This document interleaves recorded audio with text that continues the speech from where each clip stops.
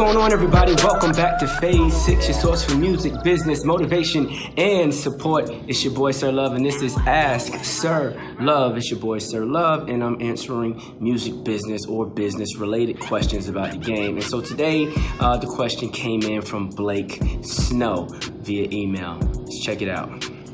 Hey, my name is Blake. I'm an artist and a producer on my way to be a certified audio engineer. I'm getting ready to run a studio out. of a couple rooms in my friend's barbershop. Got it.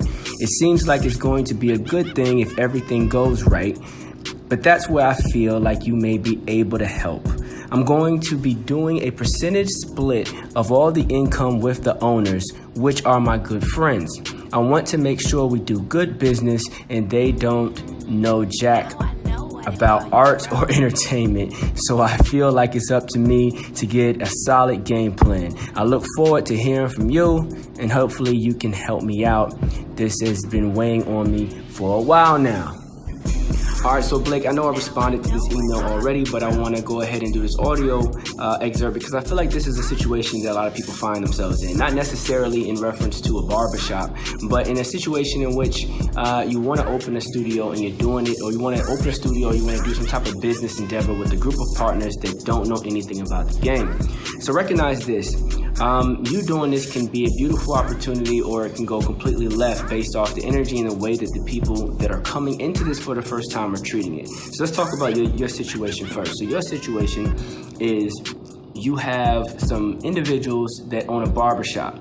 So you're gonna put a studio, I'm assuming, somewhere in the back of the barbershop. This could be really positive because you're gonna get a lot of foot traffic to the barbershop, which means a lot of people are gonna discover that the studio exists there. You're also gonna get a lot of word of mouth because in barbershops, the only thing people do is talk. It's one of the few places that you put your phone down for an extended period of time and don't even look at it because you're getting your hair cut and everyone's just talking crap about sports and whatever else is going on. So it's a great opportunity to get to talking about music and the music business, and hey, we have a studio here, and if the partners own the shop, then they're invested in co-signing the studio and telling other people, yeah, tell your people, come through, hang out, make some records, cut some records, this, that, and the third. So it could be great for local promotions for your studio. Now this is granted you're trying to do a studio for the purpose of selling studio time to local acts to make money. That's the purpose of building a studio. You're either doing it to local acts, you're doing it to sign acts, and you're trying to generate a check from someone that's cutting a check, right?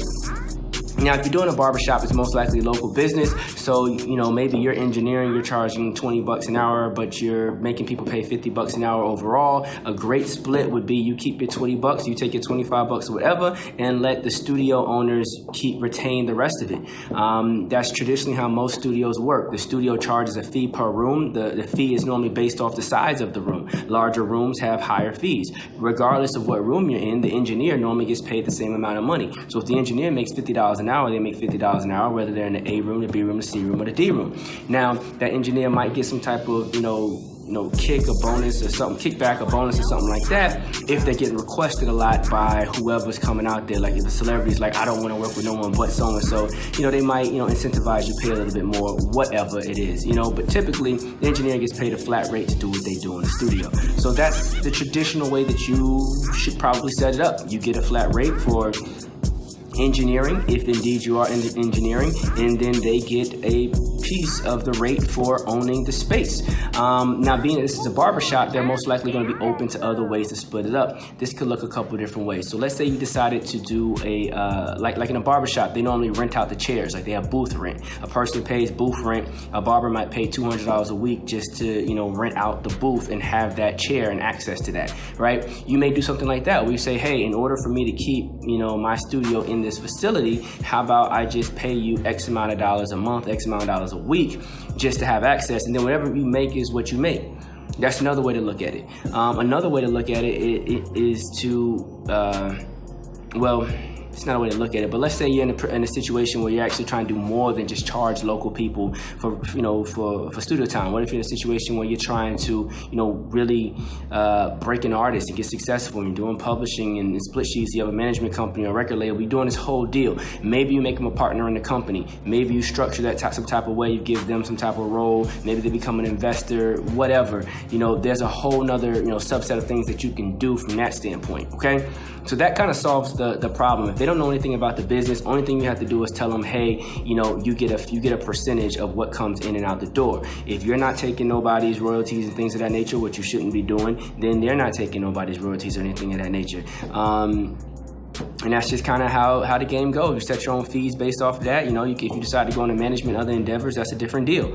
That's how I would structure it. Now, for anybody in the game that's doing business with someone that's never been in the game before, I think it's an exciting time because you have a lot of power and authority because they don't necessarily know. So if you put yourself in a position of being an educator, you can teach them and they will follow your lead down a pathway that you choose and derive, as long as it is what you say it is, right? If you say we're going to make money, actually make money, right? So you can kind of create a lot of trust, being that, you know, they're following your lead, and if you're right, they're going to continue to follow you. It could also go really left because they may have misconceptions about how the business works. There's a lot of people that talk this business but get it wrong. They may think they're supposed to be entitled to ownership and records that come out of the studio and all sorts of other stuff, and if that's the case, you're also going to have a lot of education. It can make the relationship difficult because they may not understand the business in itself. But in short, I think I answered the question. I think it's a great idea to build a public studio in the back of a barbershop. I think you can get a lot of traffic. I think you're going to be able to charge people anywhere from $20 to $50 an hour for a room like that, because it's probably not big. And I think you're going to be able to get half of that yourself and let the studio split the other half. You're going to have a lot of traffic. Maybe get some other engineers, slowly take your prices up, maybe add a couple of rooms. This could be a really profitable business for you. So, you know, that's what I got for you. I don't know everything, but I know a lot about a little and a little bit about a lot, and give you guys everything that I got. We're at 6 minutes. I got to cut it. I'm out.